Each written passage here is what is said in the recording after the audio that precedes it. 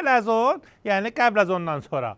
خاورمیانه معنی اینجا گندرip به شما بگویم که خاورمیانه خیلی خیلی آرامه. مخصوصا سوریه و جمهوری اسلامی ارومیه که اصلا آب از آب تکان نمیخوره. اصلا در ارومیه آب نمانده که تکان هم میخوره. شما اصلا گول رسانه های استکبارانه نخور.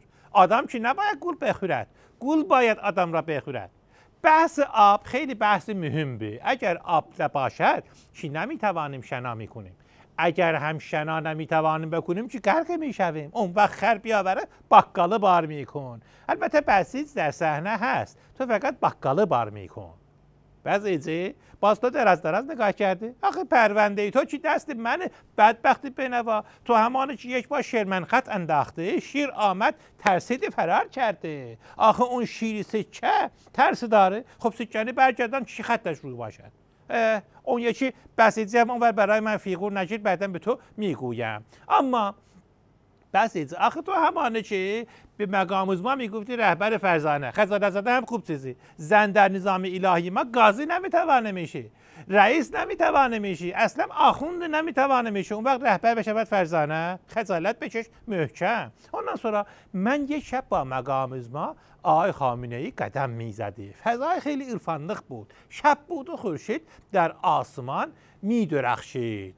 پیرمرد جوان یک شب تنها با فک و فامیلش در سکوت گوش خراش قدم زنان ایستاده بود. من به مقام عظما گفتم که من همیشه کنار شما هستم شک نکن. اگر شک کرده که من از تو جدا میشوم غلط کرده شکر خورده با 700 تا آبادت. به او گفتم که این روز مبارک را به شما تبریک صبر مبارک چه میگویم نه اون مبارک که در مصر بوده ها اصلا سکار داره سر چی درد نمیکنه با دستمال میزنه.